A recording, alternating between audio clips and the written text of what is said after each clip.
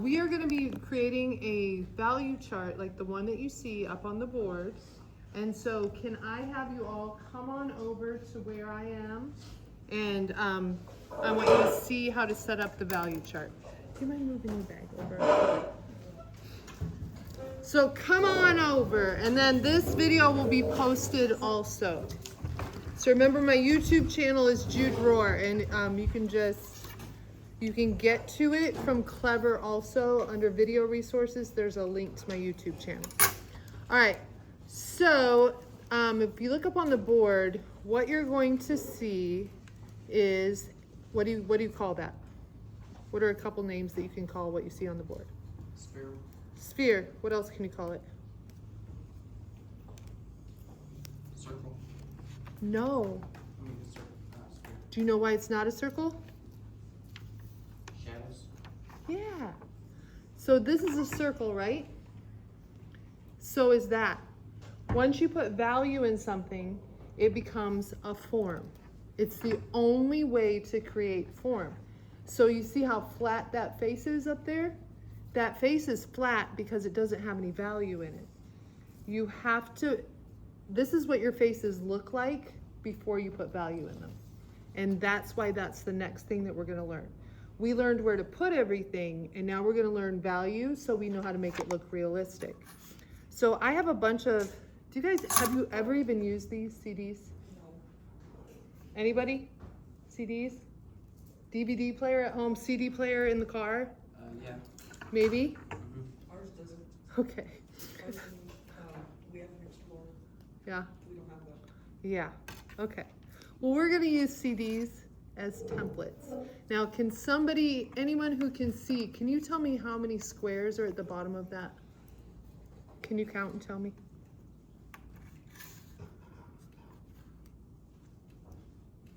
Some of them are really close and it's hard to see. 10. Okay.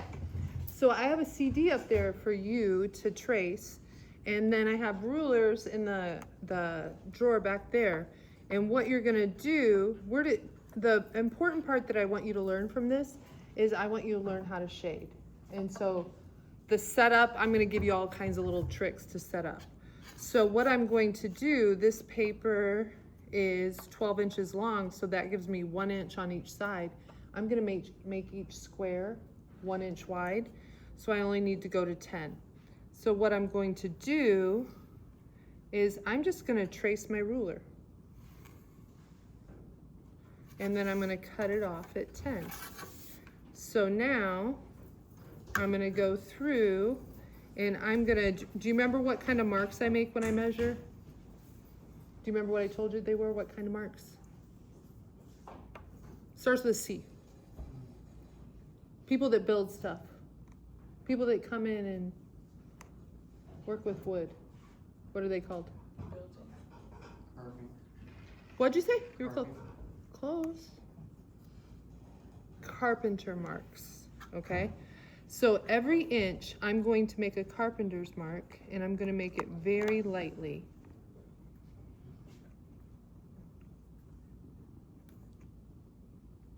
I'm going to use that V because sometimes our lines can get a little messy. And if I want to make sure it's straight, I can do both sides. Or can we assume the table's pretty straight? So I could line up the ruler at the end. And I do have T-squares also if you want to get fancy. And I can use my table to look at my carpenter's mark and section this off. Now, this is a trick that I'm teaching you, but if you've got a better way to do it, please do. I'm a big believer in there's not just one way to get some things done. Some things there are. Can you think of things that you have to do exact directions or it's going to go badly?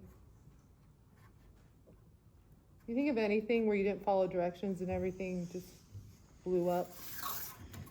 I'm gonna eyeball it because I'm not bad at it. For example, for me is I try baking every once in a while, and I'm not good at following the recipe, and it never turns out right. Okay, so once you section it off, you're gonna get 10 squares. I missed one, didn't I? Why didn't you guys tell me? Why didn't you notice? So 10 squares. And then you're going to create a smooth value scale. I want you, when you have this, I want you to do your 10 value scale first. And then to create a table, all you have to do is put a line behind your ball, okay? So you're gonna start off with the lightest light. So you're barely, now I know that some of you love using mechanical pencils. I don't blame you. I love mechanical pencils. But for this, you have to use a regular pencil or it's not gonna work. Because you are going to lightly, now I'm just gonna do the middle really quick. When you do this, I want you to fill up the whole square. So the value that you get is dictated by the weight that you put on the pencil. So for each value, I am pushing slightly harder.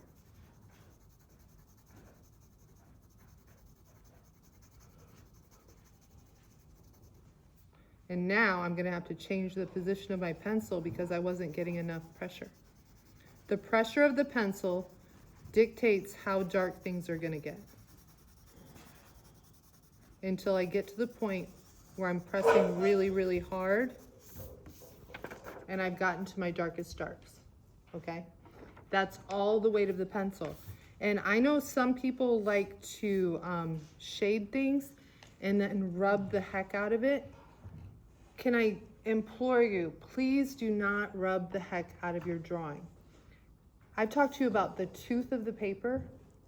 When you erase a lot and when you rub a lot, you've destroyed the tooth of the paper and the paper cannot hold the graphite anymore. So have you ever noticed when you rub your drawing a lot, it gets really shiny? Because there's no tooth on the paper and it can't hold that. So when you're putting value in something, it's important that you use the side of the pencil and control what you're doing. It's okay to smudge a little bit, but I've watched people take a paper towel and smudge their whole drawing, and they ended up with a gray, shiny drawing. So if you've experienced that in the past, that's why. The paper can't handle it. It just can't. So you can start off kind of light, and I'm constantly moving my pencil because I need to make a lot of marks. And you don't have to go your darkest value right away. And I'm kind of making scribbling motions, but this ball is round, so I don't want to shade. Am I doing the shadow right? Okay. So I want to shade around the ball. So that's just a start. Do you see how it's starting to look a little bit round? Okay, that's just what this value is probably, would you say down here in the middle? Okay, so I just have the middle value on so far. I want you to put all of these values in this ball. So you start off light if you're not sure, and then you can start going darker and darker. And I don't want you to ignore the cast shadow. And the cast shadow is going to be the darkest part of your drawing. I also don't want you to ignore the background. The background is as important as what goes on up front. And then also, I'm probably going to get rid of some of this line. I don't want to outline things because it starts to make them look flat.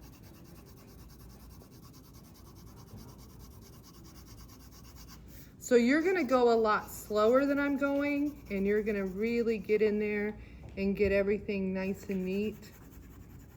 And in addition to the cast shadow and the background, you're also gonna put value on the table, okay? So everything in your drawing is going to get value. Okay, can you see it shaping up to be a ball? It needs a lot of work yet.